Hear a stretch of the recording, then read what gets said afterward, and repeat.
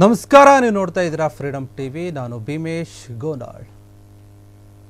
ವೀಕ್ಷಕರೇ, ನೇಪಾಳದಲ್ಲಿ ಏನಾಗ್ತಾ ಇದೆ ಎನ್ನುವಂಥದ್ದು ಕೂಡ ಯಾರಿಗೂ ಅರ್ಥ ಆಗ್ತಿಲ್ಲ. ಯಾಕೆ ಅಂತಂದರೆ ಅಲ್ಲಿನ ಪರಿಸ್ಥಿತಿ ತೀರಾ ಕೈಮೀರಿ ಹೋಗಿರುವಂಥದ್ದು. ಅಲ್ಲಿನ ಜನ ರೊಚ್ಚಿಗೆದ್ದು ಅಲ್ಲಿನ ರಾಜಕಾರಣಿಗಳನ್ನು, ಸರ್ಕಾರಿ ಅಧಿಕಾರಿಗಳನ್ನು ಮನಸ್ಸು ಇಚ್ಛೆ ಬಂದಂತೆ ಹೊಡಿತಾ ಇದ್ದಾರೆ.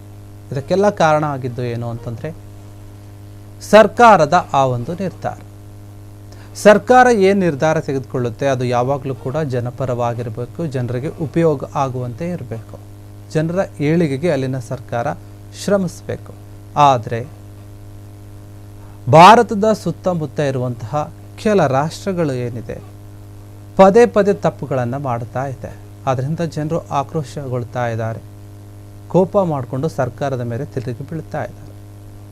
ನಾವು ಹಿಂದೆ ಶ್ರೀಲಂಕಾನೂ ನೋಡಿದ್ವಿ, ಬಾಂಗ್ಲಾದೇಶನೂ ಆಯಿತು, ಪಾಕಿಸ್ತಾನನೂ ಆಯಿತು, ಈಗ ನೇಪಾಳ ಕತೆ ನೋಡಿ.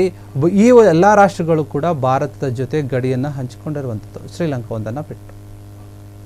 ಶ್ರೀಲಂಕಾ ದ್ವೀಪ ರಾಷ್ಟ್ರ ಆಗಿರೋದ್ರಿಂದ ಅದು ಗಡಿಯನ್ನು ಹಂಚಿಕೊಂಡಿಲ್ಲ. ಆದರೆ ಭಾರತದ ಸುತ್ತ ಇರುವಂತಹ ಈ ದೇಶಗಳಿಗೆ ಯಾಕೆ ಈ ರೀತಿಯಾದಂತಹ ಒಂದು ಪರಿಸ್ಥಿತಿ ಬರ್ತಾ ಇದೆ, ಏನೇನಾಯಿತು ಅಂತ ಸ್ವಲ್ಪ ನೋಡ್ತಾ ಹೋಗೋಣ. ನೋಡಿ, ಈಗ ಸದ್ಯದ ಪರಿಸ್ಥಿತಿಯಲ್ಲಿ ನೇಪಾಳ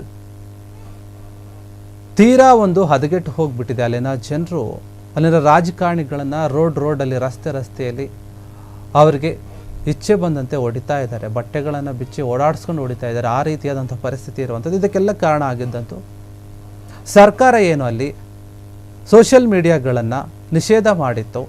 ಯೂಟ್ಯೂಬ್, ಫೇಸ್ಬುಕ್, ಇನ್ಸ್ಟಾಗ್ರಾಮ್ ಇನ್ನಿತರ ಯಾವುದೇ ಒಂದು ಆ್ಯಪ್ ಏನಿತ್ತು ಸೋಷಿಯಲ್ ಮೀಡಿಯಾಗೆ ಸಂಬಂಧಪಟ್ಟಿದ್ದು ಅದನ್ನು ಬ್ಯಾನ್ ಮಾಡಬೇಕು, ನಿಷೇಧ ಮಾಡಬೇಕು ಅಂತ ಆದೇಶ ಕೊಟ್ಟಿತ್ತು. ಇದರಿಂದ ಅಲ್ಲಿನ ಜನರು ರೊಚ್ಚಿಗೆ ಎತ್ತಿದ್ರು, ಸರ್ಕಾರದ ಮೇಲೆ ಹೋರಾಟ ಮಾಡಿದ್ರು, ಪ್ರತಿಭಟನೆಯನ್ನು ಮಾಡಿದರು. ಅದರ ಒಂದು ತೀವ್ರತೆ ಜಾಸ್ತಿ ಆಗಿ ಹೋದಾಗ ಅವರು ಪೊಲೀಸರ ಮೇಲೆ ಮತ್ತು ಸೇನೆಗಳ ಮೇಲೆ ಕಲ್ಲು ತೂರಾಟ ನಡೆಸಿದರು. ಅದಕ್ಕಿಂತ ಹೆಚ್ಚಾಗಿ ಅವರು ಒಂದು ರಾಜಕಾರಣಿಗಳ ಮನೆಗಳಿಗೆ ತೂರಿ, ಅಲ್ಲಿನ ಒಂದು ಸರ್ಕಾರಿ ಕಚೇರಿಗಳಿಗೆ ತೂರಿ, ಸರ್ಕಾರದ ಕಚೇರಿಗಳಿಗೆ ತೂರಿ ಧ್ವಂಸವನ್ನು ಮಾಡೋಕ್ಕೆ ನಿಂತರು. ಅವರ ಕಣ್ಣಿಗೆ ಬಿದ್ದಂತಹ ರಾಜಕಾರಣಿಗಳನ್ನು ಸಿಕ್ಕ ಹಾಗೆ ಹೊಡೆಯೋಕ್ಕೆ ಶುರು ಮಾಡಿದರು. ಅದು ಎಲ್ಲಿ ತನಕ ಹೋಯಿತು ಅಂತಂದರೆ ಅಲ್ಲಿನ ಸರ್ಕಾರವೇ ಬಿದ್ದು ಹೋಗೋ ಮಟ್ಟಿಗೆ ಬಂದ್ಬಿಡ್ತು. ಈಗ ಅಲ್ಲಿನ ಪರಿಸ್ಥಿತಿ ಹಾಕಿದೆ. ಅಲ್ಲಿನ ಪ್ರಧಾನಿ ಕೂಡ ರಾಜೀನಾಮೆಯನ್ನು ಕೊಟ್ಟಿರುವಂಥದ್ದು, ಬೇರೆ ದೇಶಕ್ಕೆ ಓಡೋಗಿರುವಂಥದ್ದು. ಹಾಗಾದರೆ ಯಾಕೆ ಈ ಥರ ಆಗ್ತಾ ಇದೆ ನಾವು ನೋಡ್ತಾ ಹೋಗೋಣ. ಇದಕ್ಕೂ ಮುಂಚೆ ಎಲ್ಲೆಲ್ಲಿ ಏನೇನಾಯಿತು ನೇಪಾಳದ ಬಗ್ಗೆ ಮಾತಾಡೋಣ. ನೇಪಾಳದ ಬಗ್ಗೆ ಮಾತನಾಡೋದಕ್ಕೂ ಮುಂಚೆ ಇದೇ ರೀತಿಯಾದಂತಹ ಕೆಲವು ದೇಶಗಳ ಬಗ್ಗೆ ಏನಿದೆ ನಮ್ಮ ಸುತ್ತಮುತ್ತ ಇರುವಂತಹ ಆ ದೇಶಗಳ ಬಗ್ಗೆ ತಿಳ್ಕೊಳ್ತಾ ಹೋಗೋಣ. ನಿಮಗೆ ಗೊತ್ತು ಪಾಕಿಸ್ತಾನದ ಪರಿಸ್ಥಿತಿ ಹೇಗೆ ಇತ್ತು, ಈಗ ಕೂಡ ಹೇಗಿದೆ ಅಂತ. ಯಾಕಂದರೆ ಪಾಕಿಸ್ತಾನದ ಒಂದು ಆರ್ಥಿಕ ಪರಿಸ್ಥಿತಿ ತೀರಾ ಹದಗೆಟ್ಟು ಹೋಗಿತ್ತು. ಬೇರೆ ಬೇರೆ ದೇಶಗಳ ಹತ್ರ ಸಾಲ ಕೇಳ್ತಾ ಇತ್ತು. ಯಾರು ಕೂಡ ಸರಿಯಾಗಿ ಸ್ಪಂದಿಸಲಿಲ್ಲ. ಅಲ್ಲಿನ ಜನರೇ ಅವರ ಒಂದು ಸರ್ಕಾರದ ಮೇಲೆ ತಿರುಗಿ ಬಿದ್ದರು. ಸರ್ಕಾರ ಸರಿಯಿಲ್ಲ ಅಂತ ಟೀಕೆ ಮಾಡೋಕ್ಕೆ ಶುರು ಮಾಡಿದ್ರು, ಹೋರಾಟಗಳು ಮಾಡಿದ್ರು ಅಲ್ಲಿನ ರಾಜಕೀಯ ನಾಯಕರ ಮೇಲೆ. ಆ ನಂತರ ಪಾಕಿಸ್ತಾನ ಯಾವಾಗಲೂ ಕೂಡ ತನ್ನ ಬುದ್ಧಿಯನ್ನು ಬಿಟ್ಟಿರಲಿಲ್ಲ. ಭಾರತದ ಜೊತೆ ಏನು ಸಾಂಪ್ರದಾಯಿಕವಾಗಿ ಒಂದು ವೈರತ್ವವನ್ನು ಇಟ್ಕೊಂಡಿತ್ತು, ಅದೇ ವಿಚಾರವಾಗಿ ಪಹಲ್ಗಾಮಲ್ಲಿ ಏನೊಂದು ದಾಳಿ ನಡೀತು. ಆ ದಾಳಿಯಿಂದ ಪಾಕಿಸ್ತಾನಕ್ಕೆ ಮತ್ತೊಂದು ಸಂಕಷ್ಟ ಎದುರಾಯಿತು. ಭಾರತ ಅದಕ್ಕೆ ಸರಿಯಾದ ರೀತಿಯಲ್ಲಿ ಉತ್ತರವನ್ನು ಕೊಡ್ತು. ಯಾಕಂದರೆ ಭಾರತ ಯಾವಾಗ ಈ ಒಂದು ವಿಚಾರದಲ್ಲಿ ತಿರುಗೇಟನ್ನು ಕೊಡ್ತು, ಆಗ ಅಲ್ಲಿನ ಪರಿಸ್ಥಿತಿ ತೀರಾ ಒಂದು ಕಠಿಣ ಆಗ್ತಾ ಹೋಯಿತು. ಸಿಂಧು ನದಿಯ ಒಪ್ಪಂದದಲ್ಲಿ ಆಗಿರಬಹುದು ಮತ್ತು ಇನ್ನು ಬೇರೆ ವಿಚಾರದಲ್ಲಿ ಅವರಿಗೆ ತುಂಬ ಕಷ್ಟ ಆಯಿತು. ಆಗ ಪಾಕಿಸ್ತಾನ ಒಂದು ನಡೆ ಸರಿಯಿಲ್ಲ ಅನ್ನುವಂತಹ ರೀತಿಯಲ್ಲಿ ಅಲ್ಲಿನ ಜನಗಳೇ ಮಾತನಾಡ್ತಾ ಇದ್ರು. ಅಲ್ಲಿನ ಆರ್ಥಿಕ ಪರಿಸ್ಥಿತಿ ತುಂಬ ಕೆಳಗೆ ಇಳಿದಾಗ ಅಲ್ಲಿನ ಜನರೇ ಅಲ್ಲಿನ ಸರ್ಕಾರದ ವಿರುದ್ಧ ತಿರುಗಿಬಿದ್ರು. ಇನ್ನು ಶ್ರೀಲಂಕಾಕ್ಕೆ ಬಂದಾಗ, ಶ್ರೀಲಂಕಾ ಒಂದು ವಿಚಾರದಲ್ಲಿ ಅಲ್ಲಿನ ಸರ್ಕಾರ ಏನಿದೆ, ಅಲ್ಲಿನ ಸರ್ಕಾರ ವಿರುದ್ಧ ಮಾರ್ಚ್ 2022ರಲ್ಲಿ ಒಂದು ಸಾಮೂಹಿಕ ಪ್ರತಿಭಟನೆಗಳು ಅಲ್ಲಿ ಶುರುವಾಗುತ್ತೆ. ಅದರ ಒಂದು ಸರಣಿಯೇ ನಡೆದು ಹೋಗ್ಬಿಡುತ್ತೆ. ಶ್ರೀಲಂಕಾದ ಆರ್ಥಿಕ ಪರಿಸ್ಥಿತಿ ಏನಿತ್ತು ಅದು ಕೂಡ ಕೆಳಗೆ ಹೋಗುತ್ತೆ. ಯಾಕೆಂದರೆ ಅಲ್ಲಿನ ಸರ್ಕಾರ ಏನಿತ್ತು, ಅಲ್ಲಿನ ಒಂದು ಸರ್ಕಾರ ಆ ಒಂದು ದುಡ್ಡನ್ನು ದುರುಪಯೋಗ ಮಾಡಿಕೊಂಡಿತ್ತು ಅವರ ಒಂದು ಸ್ವಾರ್ಥಕ್ಕಾಗಿ. ಸರ್ಕಾರದ ವಿರುದ್ಧ ಅಲ್ಲಿ ತೀವ್ರ ಪ್ರತಿಭಟನೆಗಳು ಆಗ್ತಾ ಇತ್ತು, ಟೀಕೆ ಮಾಡಲಾಗ್ತಾ ಇತ್ತು. ಈ ಒಂದು ತೀವ್ರತೆ ಎಷ್ಟರ ಮಟ್ಟಿಗೆ ಇತ್ತು ಅಂದರೆ ಅಲ್ಲಿನ ಒಂದು ದೈನಂದಿನ ವಸ್ತುಗಳೇನಿದ್ವು ಜನರಿಗೆ ಉಪಯೋಗ ಆಗುವಂಥದ್ದು, ಕರೆಂಟ್ ಆಗಿರಬಹುದು, ಡೀಸೆಲ್ ಪೆಟ್ರೋಲ್ ಆಗಿರ್ಬೋದು ಮತ್ತು LPG ಗ್ಯಾಸ್ ಇರ್ಬೋದು, ಇವೆಲ್ಲದರ ಒಂದು ಕೊರತೆ ಜಾಸ್ತಿ ಆಗ್ತಾ ಬಂತು. ಅಲ್ಲಿ ಬೇಡಿಕೆ ಹೆಚ್ಚಾಯಿತು, ಅದೇ ರೀತಿಯಾಗಿ ಬೆಲೆಗಳು ಕೂಡ ಹೆಚ್ಚಾಗ್ತಾ ಬಂದವು. ಆದರೆ ಅದಕ್ಕೆ ಅವ್ರಿಗೆ ಬೇಕಾದಷ್ಟು ಸುಲಭವಾಗಿ ಸಿಗ್ತಿರ್ಲಿಲ್ಲ. ಅದಕ್ಕೆ ಜನ ಏನು ಮಾಡಿದ್ರು, ಪ್ರತಿಭಟನೆ ಮಾಡೋಕ್ಕೆ ಶುರು ಮಾಡಿದ್ರು. ಅಲ್ಲಿ ಕೂಡ ಪರಿಸ್ಥಿತಿ ತುಂಬ ಹದಗೆಟ್ಟು ಹೋಗ್ಬಿಡ್ತು. ಸರ್ಕಾರ ಅಲ್ಲೇನಿತ್ತು, ಅಲ್ಲಿನ ಸರ್ಕಾರದ ಮೇಲೆ ಜನ ಎಷ್ಟರ ಮಟ್ಟಿಗೆ ಕೋಪ ಮಾಡ್ಕೊಂಡಿದ್ದು ಅಂದರೆ ಅವರ ಮನೆಗಳ ಮೇಲೆ, ಅಲ್ಲಿನ ಒಂದು ಭವನಗಳ ಮೇಲೆ ಮನೆ ಒಳಗೆ ತೂರಿ ಎಲ್ಲ ಧ್ವಂಸ ಮಾಡಿ ಬೆಂಕಿ ಅಂಟಿಸಿ ಅಲ್ಲಿ ಅವ್ರನ್ನ ಓಡಿಸೋ ಮಟ್ಟಿಗೆ ಅಲ್ಲಿರುವಂತಹ ಒಂದು ಅಧ್ಯಕ್ಷ ಏನಿದ್ದ ಗೋಟಬಯ ರಾಜಪಕ್ಷೆ ಮತ್ತು ರಾಜಪಕ್ಷೆ ಒಂದು ಕುಟುಂಬಸ್ಥರು ಏನಿದ್ದರು, ಅವರು ಅಧಿಕಾರವನ್ನು ನಡೆಸ್ತಾ ಇದ್ರು ಸುಮಾರು ವರ್ಷಗಳಿಂದ. ಅವರ ಒಂದು ಆಡಳಿತ ಸರಿ ಇಲ್ಲ ಅನ್ನುವಂತಹ ಕೂಗು ಕೇಳಿ ಬಂತು. ಅವ್ರು ಮಾಡಿದಂತಹ ಈ ಒಂದು ಕೆಲಸಕ್ಕೆ ದುರುಪಯೋಗ ಏನು ಮಾಡಿಕೊಂಡ್ರಲ್ಲ, ಅದರ ವಿರುದ್ಧ ಜನ ಸಿಡಿದಿದ್ರು. ಅಧಿಕಾರಿಗಳಲ್ಲಿ ರಾಜೀನಾಮೆ ಕೊಡೋಕ್ಕೆ ಶುರು ಮಾಡಿದ್ರು. ಈ ರಾಜಪಕ್ಷೆ ಅವ್ರು ಏನಿದ್ದಾರೆ, ಅವರು ಬೇರೆ ದೇಶಕ್ಕೆ ಹೊರಟೋದ್ರು ರಾಜೀನಾಮೆ ಕೊಟ್ಟು. ಅಷ್ಟರ ಮಟ್ಟಿಗೆ ಆ ದೇಶದ ಒಂದು ದಿವಾಳಿ ಎದ್ದೋಯ್ತು. ಯಾಕಂದರೆ ಜನರು ಸುಮ್ಮನೆ ಇರೋ ತನಕ ಮಾತ್ರ ಸುಮ್ಮನೆ ಇರ್ತಾರೆ. ಅವರ ಒಂದು ಮಿತಿ ಮೀರಿದರೆ, ತಾಳ್ಮೆ ಮೀರಿದರೆ ಯಾವ ರೀತಿ ಆಗುತ್ತೆ ಅನ್ನೋದಕ್ಕೆ ಇದು ಕೂಡ ಒಂದು ಸಾಕ್ಷಿ. ಯಾಕೆ ಅಂತಂದರೆ ಶ್ರೀಲಂಕಾದಲ್ಲಿ ಏನಿದ್ರು ಅನೇಕ ಸಂಸದರು ಕೂಡ ವಿರೋಧ ಪಕ್ಷದವರು ಇದನ್ನು ಟೀಕೆ ಮಾಡೋಕ್ಕೆ ಶುರು ಮಾಡಿದ್ರು. ಜನಗಳಿಗೆ ಅದು ಕೂಡ ಒಂದು ಪ್ಲಸ್ ಪಾಯಿಂಟ್ ಆಯಿತು. ಹಾಗಾದರೆ ಇವರ ಒಂದು ಸರ್ಕಾರನೇ ಸರಿ ಇಲ್ಲ, ಇವರ ವಂಶಸ್ಥರೇ ಸರಿ ಇಲ್ಲ ಅಂತ ಹೇಳ್ಬಿಟ್ಟು ಟೀಕೆ ಮಾಡಿದ್ರು, ಹೋರಾಟ ಮಾಡಿದ್ರು. ಅದರ ಒಂದು ತೀವ್ರತೆಗೆ ಅವರು ಭಯ ಪಟ್ಕೊಂಡು ಬೇರೆ ದೇಶಕ್ಕೆ ಹೋದರು. ಆ ಗೋಟಬಯ ರಾಜಪಕ್ಷ ಒಂದು ಕುಟುಂಬಸ್ಥರೇನಿದ್ರು ಶ್ರೀಲಂಕಾದಲ್ಲಿ ಮಾತ್ರ ಅಲ್ಲ, ಬೇರೆ ದೇಶದಲ್ಲಿ ಕೂಡ ಅವರು ಪೌರತ್ವವನ್ನು ಮೊದಲೇ ಪಡೆದುಕೊಂಡಿದ್ರು. ಹೀಗಾಗಿ ಅವರು ಸುಲಭವಾಗಿ ಅಲ್ಲಿ ಹೋದರೂ ಕೂಡ ಅಲ್ಲಿನ ಪರಿಸ್ಥಿತಿನ ನಿಯಂತ್ರಣ ಮಾಡೋಕ್ಕಾಗಲಿಲ್ಲ. ಅಲ್ಲಿ ವಿಫಲ ಆದರು ಅಲ್ಲಿನ ಜನರು. ಅಲ್ಲಿನ ಪರಿಸ್ಥಿತಿ ಹಾಗಾಯಿತು. ಇನ್ನು ನಾವು ಬಾಂಗ್ಲಾದೇಶಕ್ಕೆ ಬರೋದಾದರೆ, ಬಾಂಗ್ಲಾದೇಶ ಏನಿದೆ ನಮ್ಮ ಭಾರತದಲ್ಲಿ SC ST ಒಂದು ಮತ್ತು OBC ಏನಿದೆ, ಒಳ ಮೀಸಲಾತಿ ಅಥವಾ ಮೀಸಲಾತಿ ಇರೋದಂತೆ, ಅಲ್ಲಿ ಬಾಂಗ್ಲಾದೇಶದಲ್ಲಿ ಕೂಡ ಸ್ವಾತಂತ್ರ್ಯ ಹೋರಾಟಗಾರರು ಏನಿದ್ರಲ್ಲ ಅವರಿಗೆ ಒಂದು ಮೀಸಲಾತಿ ಇದೆ. ಅಲ್ಲಿ ಮೀಸಲಾತಿ ಕೋಟಾನ ಮಾಡಿದ್ದಾರೆ. ಸ್ವಾತಂತ್ರ್ಯ ಹೋರಾಟಗಾರರು ಯಾರು ಇರ್ತಾರೆ ಅವರಿಗೆ ಮತ್ತು ಅವರ ಕುಟುಂಬಸ್ಥರಿಗೆ ಶಿಕ್ಷಣ ಆಗಿರ್ಬೋದು, ಉದ್ಯೋಗ ಆಗಿರ್ಬೋದು, ಇವೆಲ್ಲದರಲ್ಲೂ ಕೂಡ ಅಲ್ಲಿ ಮೀಸಲಾತಿ ಕೊಟ್ಟಿದೆ. ಎಷ್ಟು ಪರ್ಸೆಂಟ್ ಅಂದರೆ 30% ಮೀಸಲಾತಿಯನ್ನು ಕೊಟ್ಟಿತ್ತು. ಇದರಿಂದ ಏನಾಗಿತ್ತು, ಅಲ್ಲಿ ಆ ದೇಶದಲ್ಲಿ ನಿರುದ್ಯೋಗಿಗಳ ಸಂಖ್ಯೆ ಜಾಸ್ತಿ ಆಗ್ತಾನೆ ಹೋಯ್ತು. ಯಾಕಂದರೆ 30% ಅವ್ರಿಗೆ ಕೊಟ್ಟಿರೋದ್ರೆ ಜಾಸ್ತಿ ಅವ್ರಿಗೆ ಕೆಲಸ ಸಿಗುತ್ತೆ ಅನ್ನೋ ಮಟ್ಟಕ್ಕೆ ಬಂದಿತ್ತಲ್ಲಿ. ಮೀಸಲಾತಿ ಬೇಡ, ತೆಗೆದಾಕ್ಬಿಡಿ, ರದ್ದು ಮಾಡಿ ಅಂತ ಜನ ಕೇಳ್ಕೊಳ್ತಾ ಇದ್ರು. ವಿದ್ಯಾರ್ಥಿಗಳು, ಬೇರೆ ಬೇರೆ ಸಂಘಟನೆಗಳು ಕೇಳ್ಕೊಂಡ್ರು. ಅದಕ್ಕೆ ತಲೆ ಕೆಡಿಸ್ಕೊಂಡಿಲ್ಲ. ಅದು ಹಿಂಸಾಚಾರಕ್ಕೆ ತಿರುಗ್ತಾ ಹೋಗುತ್ತೆ ಅವರ ಒಂದು ಪ್ರತಿಭಟನೆ, ಹೋರಾಟ. ಶೇಖ್ ಹಸೀನಾ ಸರ್ಕಾರ ಇರುತ್ತೆ ಆ ಸಮಯದಲ್ಲಿ. ಆಗ ಏನಾಗುತ್ತೆ ಅಂತಂದರೆ, ಈ ರೀತಿಯಾದಂತಹ ಪ್ರತಿಭಟನೆ ನಡೆದಾಗ ಅವರು ಕೂಡ ಅಲ್ಲಿ ಸುಮ್ಮನೆ ಇರೋಲ್ಲ, ಅದು ಹಿಂಸೆಗೆ ತಿರುಗುತ್ತೆ. ಬಾಂಗ್ಲಾದೇಶದಲ್ಲಿ 170 ದಶಲಕ್ಷ ಮಂದಿ ಜನಸಂಖ್ಯೆ ಇರುವಂಥದ್ದು. ಅದರಲ್ಲಿ 32 ದಶಲಕ್ಷ ಮಂದಿ ನಿರುದ್ಯೋಗಿಗಳೇ ಇದ್ದಾರೆ, ಶಿಕ್ಷಣದಿಂದ ವಂಚಿತರಾಗಿರೋರೇ ಇದ್ದಾರೆ ಅಲ್ಲಿ. ಹೀಗಾಗಿ ಜನ ಏನು ನಾವು ಹೀಗೆ ಇದ್ದರೆ ನಮಗೆ ಸಿಗಲ್ವಾ, ಬರೇ ಸ್ವತಂತ್ರ ಹೋರಾಟ ಮಾಡಿದಂಥ ಕುಟುಂಬಗಳಿಗೆ 30% ಮೀಸಲಾತಿ ಕೊಟ್ಟರೆ ನಾವು ಯಾವಾಗ ತಗೋಬೇಕು, ಇದನ್ನು ತೆಗೆದುಹಾಕಬೇಕು ಅಂತ ಅವ್ರ ಬೇಡಿಕೆನ ಸರಿಯಾಗಿ ತಲೆ ಕೆಡಿಸ್ಕೊಳ್ಳಿಲ್ಲ.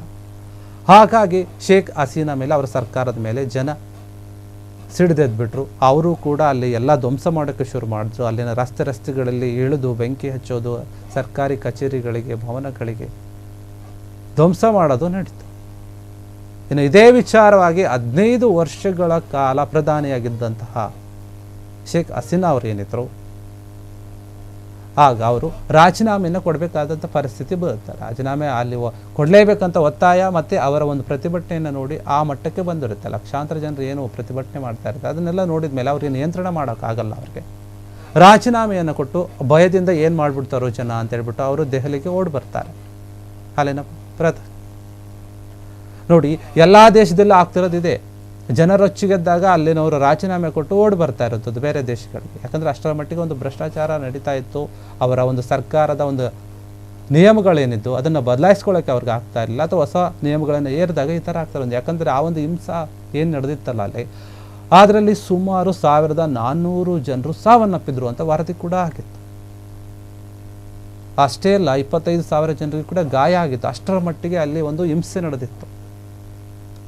ಹೀಗಾಗಿ ಈ ಒಂದು ವಿಚಾರ ಏನಿದೆ ಈ ದೇಶಗಳಲ್ಲಿ ನಡೆದಂಥದ್ದೇ ಈಗ ನೇಪಾಳದಲ್ಲಿ ಕೂಡ ನಡೀತಾ ಇರುವಂಥದ್ದು. ನೀವು ನೋಡಿದ್ದೀರಾ ನೇಪಾಳದಲ್ಲಿ ಜನ ಯಾವ ರೀತಿಯಾಗಿ ನಡ್ಕೊತಾ ಇದ್ದಾರೆ ಅಂತಂದರೆ, ವಿಡಿಯೋಗಳನ್ನು ನೀವು ಗಮನಿಸಬಹುದು. ಸಿಕ್ಕಲ್ಲಿ ಹೊಡಿತಾ ಇದ್ದಾರೆ. ಸೋಷಿಯಲ್ ಮೀಡಿಯಾಗಳನ್ನು ನೀವು ಬ್ಯಾನ್ ಮಾಡ್ತೀರಾ, ನಮಗೆ ಕೆಲವರಿಗೆ ಈ ಒಂದು ಸೋಷಿಯಲ್ ಮೀಡಿಯಾ ಗೇಳಿ ಎಷ್ಟರ ಮಟ್ಟಿಗೆ ಇರುತ್ತೆ ಅಂತಂದರೆ, ನೀವು ನೋಡಿದರೆ ಫೋನ್ನ ನಾವು ಒಂದು ಕ್ಷಣ ಕೂಡ ಬಿಟ್ಟಿರಲ್ಲ. ಆದರೆ ಈ ಸೋಷಿಯಲ್ ಮೀಡಿಯಾಗಳು ಬರೀ ಮನೋರಂಜನೆಗೆ ಮಾತ್ರ ಜನ ಯೂಸ್ ಮಾಡಲ್ಲ, ಅನೇಕ ಜನರಿಗೆ ಇದು ಬದುಕು ಕಟ್ಕೊಳ್ಳೋಕೆ ಒಂದು ದಾರಿ ಕೂಡ ಆಗಿರುತ್ತೆ. ನೀವು ನೋಡಿರ್ತೀರ ಯೂಟ್ಯೂಬನ್ನಾಗಲಿ ಬೇರೆ ಬೇರೆಯನ್ನ ಯೂಸ್ ಮಾಡಿ ಜನ ಅದರಿಂದ ಕೂಡ ವಿಡಿಯೋಗಳನ್ನು ಮಾಡಿ ಹಾಕಿ ಹಣ ಮಾಡ್ಕೊಳ್ತಾರೆ. ತುಂಬ ಜನ ಇದ್ದಾರೆ. ಆ ರೀತಿಯಲ್ಲೂ ಕೂಡ ಜನ ಯೋಚನೆ ಮಾಡಿ ಈ ರೀತಿಯಾಗಿ ಅಲ್ಲಿ ದಂಗೆಗೆ ಎದ್ದಿರಬಹುದು. ಆದರೆ ಇದ್ದಕ್ಕಿದ್ದಂಗೆ ಸರ್ಕಾರ ಇವೆಲ್ಲ ಕೂಡ ಬೇಡ ಅಂತ ಹೇಳಿ ಬ್ಯಾನ್ ಮಾಡಿದಾಗ, ನಿಷೇಧ ಮಾಡಿದಾಗ ಜನರು ಏನು ಮಾಡಬೇಕು ಅಂತ ಗೊತ್ತಾಗಿಲ್ಲ. ಒಬ್ಬರಿಂದ ಒಬ್ಬರು ಮಾತಾಡ್ಕೊಳ್ತಾರೆ, ಹೋರಾಟಗಳನ್ನು ಮಾಡ್ತಾರೆ. ಹೋರಾಟದ ತೀವ್ರತೆ ಕೈಮೀರಿ ಹೋಗ್ಬಿಡುತ್ತೆ. ಅಲ್ಲಿನ ಸರ್ಕಾರ ಆಗಲಿ, ಅಲ್ಲಿನ ಸೇನೆ ಆಗಲಿ, ಪೊಲೀಸ್ ಇಲಾಖೆ ಆಗಲಿ ಯಾರೂ ಕೂಡ ತಡೆಯೋಕ್ಕೆ ಆಗಲ್ಲ. ಅಷ್ಟರ ಮಟ್ಟಿಗೆ ಆ ಒಂದು ನೇಪಾಳದಲ್ಲಿ ತೀವ್ರತೆ ಹೆಚ್ಚಾಗ್ತಾ ಹೋಗುತ್ತೆ. ಅಲ್ಲಿನ ಸರ್ಕಾರ ಏನಿರುತ್ತೆ, ಅಲ್ಲಿನ ಪ್ರಧಾನಿ ಯಾರಿರ್ತಾರೆ, KP ಶರ್ಮಾ ಒಲಿ ಅವರು, ಅವರಿಗೂ ಕೂಡ ಅದನ್ನು ತಡ್ಕೊಳ್ಳೋಕ್ಕೆ ಆಗಲ್ಲ. ಅಷ್ಟರ ಮಟ್ಟಿಗೆ ಅಲ್ಲಿ ಹೋಗ್ಬಿಡುತ್ತೆ. ಆ ಒಂದು ಪ್ರತಿಭಟನೆಯಲ್ಲಿ 20 ಜನ ಸಾವನ್ನಪ್ತಾರೆ, 300ಕ್ಕೂ ಹೆಚ್ಚು ಜನ, 100 ಜನ ಗಾಯ ಆಗುತ್ತೆ. ಇದರ ಒಂದು ತೀವ್ರತೆಯನ್ನು ಅರಿತುಕೊಳ್ತಾರೆ ಅವರು. ಇನ್ನೊಂದು ತಡೆಯೋಕ್ಕಾಗಲ್ಲ, ಏನು ಮಾಡೋಕ್ಕಾಗಲ್ಲ. ಅವರು ಸೇನೆಯ ಒಂದು ಸಹಾಯವನ್ನು ಕೇಳ್ತಾರೆ, ನನಗೆ ಸಹಾಯ ಮಾಡಿ, ನಾನು ಬೇರೆ ಒಂದು ದೇಶಕ್ಕೆ ಹೋಗೋಕ್ಕೆ ನಿಮ್ಮ ಒಂದು ಸಹಾಯ ಬೇಕು ಅಂತ ಕೇಳಿದಾಗ ಅಲ್ಲಿನ ಸೇನೆಯವರು ಹೇಳ್ತಾರೆ, ನೀವು ರಾಜೀನಾಮೆಯನ್ನು ಕೊಡಿ, ಹಾಗಾದರೆ ನಾವು ನಿಮಗೆ ಸಹಾಯವನ್ನು ಮಾಡ್ತೀವಿ, ರಕ್ಷಣೆಯನ್ನು ಕೊಡ್ತೀವಿ ಅಂತ. ಇನ್ನೇನು ಮಾಡೋಕ್ಕಾಗಲ್ಲ, ಪರಿಸ್ಥಿತಿ ಹೀಗಿರುವಾಗ ಅವರು ಅದನ್ನು ಕೇಳಲೇಬೇಕಾಯ್ತು ಅಂತೇಳಿ ಅವರು ರಾಜೀನಾಮೆಯನ್ನು ಕೂಡ ಕೊಡ್ತಾರೆ. ಇದಕ್ಕೆಲ್ಲ ಕಾರಣ ಆಗಿದ್ದೇನೋ ಟಿಕ್ಟಾಕ್, ಇನ್ಸ್ಟಾಗ್ರಾಮ್, ಯೂಟ್ಯೂಬ್ ಇವೆಲ್ಲವನ್ನು ಬೇಡ ಅಂತ ಹೇಳಿತ್ತು. ಯಾಕೆ ಬೇಕಿತ್ತು ಜನಗಳು ಕೇಳಿದಾಗ, ಅವರನ್ನು ನಿಯಂತ್ರಣ ಮಾಡೋಕ್ಕೆ ಆಗಲ್ಲ ಅಂದರೆ ಅಲ್ಲಿನ ಸರ್ಕಾರಗಳಿಗೆ ಯಾಕೆ ಒಂದು ಹೊಸ ನಿರ್ಧಾರಗಳನ್ನು ತಗೋಬೇಕು, ಅಥವಾ ಇರುವಂಥ ನಿರ್ಧಾರಗಳನ್ನು ಯಾಕೆ ಬದಲು ಮಾಡಬಾರ್ದು, ಜನರಿಗೆ ಬೇಡಿಕೆಗೆ ಅನುಕೂಲ ಆಗುವಂತೆ ಅಥವಾ ಅವರನ್ನು ಸಮಾಧಾನ ಪಡಿಸುವಂತಹ ಶಕ್ತಿ ಅವರಲ್ಲಿ ಇಲ್ಲ ಅಂದರೆ ಸರ್ಕಾರವನ್ನು ನಡೆಸುವಂಥ ಅಗತ್ಯನೇ ಇಲ್ಲ ಅನ್ನೋ ಮಟ್ಟಿಗೆ ಜನಗಳು ಬಂದುಬಿಡ್ತಾರೆ. ಅದೇ ರೀತಿಯಾಗಿ ನೇಪಾಳದಲ್ಲಿ ಆಗಿರುವಂಥದ್ದು. KP ಶರ್ಮಾ ಒಲಿ ಅವರು ಏನಿದ್ದಾರೆ, ಆ ಒಂದು ಸರ್ಕಾರದ ವಿರುದ್ಧ ಜನ ಸಂಸತ್ ಭವನಕ್ಕೆ ಹೋಗ್ತಾರೆ, ಬೆಂಕಿಗಳನ್ನು ಹಚ್ತಾರೆ, ರೋಡಲ್ಲಿ ಪ್ರತಿಭಟನೆಗಳನ್ನು ಮಾಡ್ತಾರೆ. ಯಾರು ಸಿಗ್ತಾರೆ ಸರ್ಕಾರದವರು ಅವ್ರನ್ನ ಚೆಚ್ಚಾಕ್ತಿದ್ದಾರೆ ಹೊಡೆದು. ಹೀಗಾಗಿ ಅಲ್ಲಿನ ಪರಿಸ್ಥಿತಿ ಈಗಲೂ ಕೂಡ ಇನ್ನೂ ಸುಧಾರಿಸಿಲ್ಲ. ಸೋಷಿಯಲ್ ಮೀಡಿಯಾ ಪ್ರಭಾವ ಎಷ್ಟರ ಮಟ್ಟಿಗೆ ಇದೆ ಅನ್ನೋದು ಕೂಡ ಇದು ತೋರಿಸುತ್ತೆ ಸಮಾಜದಲ್ಲಿ ಜನರು ಅದಕ್ಕೆ ಎಷ್ಟು ಪ್ರಾಮುಖ್ಯತೆಯನ್ನು ಕೊಡ್ತಾರೆ ಅಂತ. ಮತ್ತು ಇನ್ನೊಂದು, ಯಾವುದೇ ಒಂದು ದೇಶದಲ್ಲಿ ಸರ್ಕಾರ ತಾನು ತೆಗೆದುಕೊಂಡಂತಹ ನಿರ್ಧಾರಗಳು ಸರಿಯಾಗಿದ್ದರೆ ಸರಿ, ಇಲ್ಲ ಒಂದು ವೇಳೆ ಸರಿಯಾಗಿಲ್ಲ, ಅದು ಜನರ ವಿರುದ್ಧವಾಗಿದೆ ಅಂತ ಅಂದಾಗ, ಜನರ ತಾಳ್ಮೆ ಮೀರ್ತು ಅಂತ ಅಂದಾಗ ಯಾವ ಮಟ್ಟಕ್ಕೆ ಹೋಗುತ್ತೆ ಜನರ ಒಂದು ಮನಸ್ಥಿತಿ ಅನ್ನೋದಕ್ಕೆ ಇದು ಕೂಡ ಒಂದು ಉದಾಹರಣೆ. ಈ ಒಂದು ಘಟನೆಗಳನ್ನೆಲ್ಲ ನೋಡಿ ಕಲಿಬೇಕು ಬೇರೆ ದೇಶಗಳು ಮತ್ತು ನಮ್ಮ ಭಾರತ ದೇಶ ಕೂಡ. ಯಾಕೆಂದರೆ ನಮ್ಮಲ್ಲಿ ಏನೋ ಹಿಂಸೆಗಳಾಗಿಲ್ಲ, ಹೋರಾಟಗಳಾಗಿಲ್ಲ ಅಂತ ಏನಿಲ್ಲ.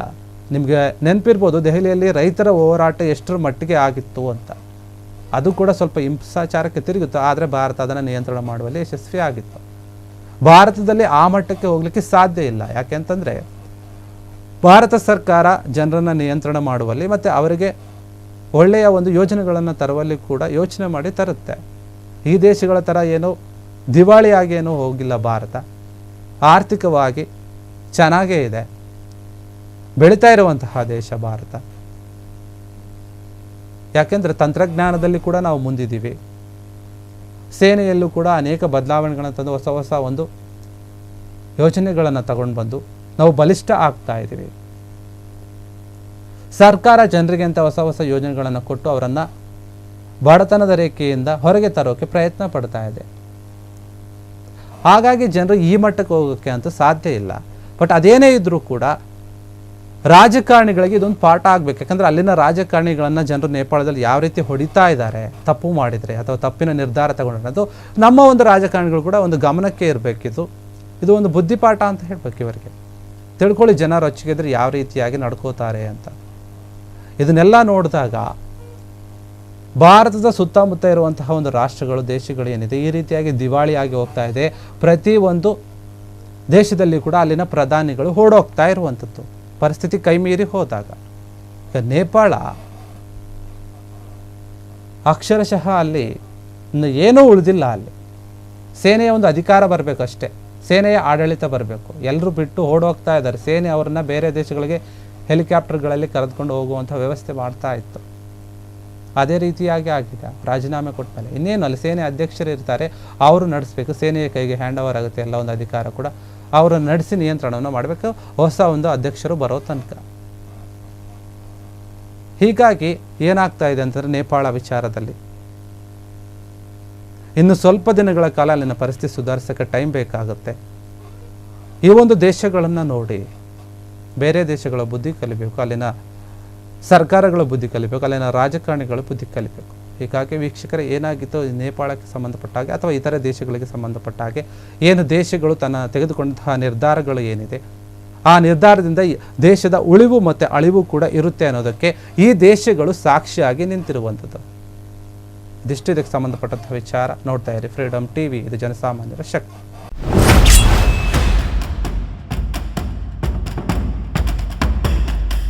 ಕ್ಷಣ ಕ್ಷಣದ ಸುದ್ದಿಗಳಿಗಾಗಿ ಫ್ರೀಡಮ್ ಟಿವಿ ಸಬ್ಸ್ಕ್ರೈಬ್ ಮಾಡಿ, ಲೈಕ್ ಮಾಡಿ ಹಾಗೂ ಫಾಲೋ ಮಾಡಿ.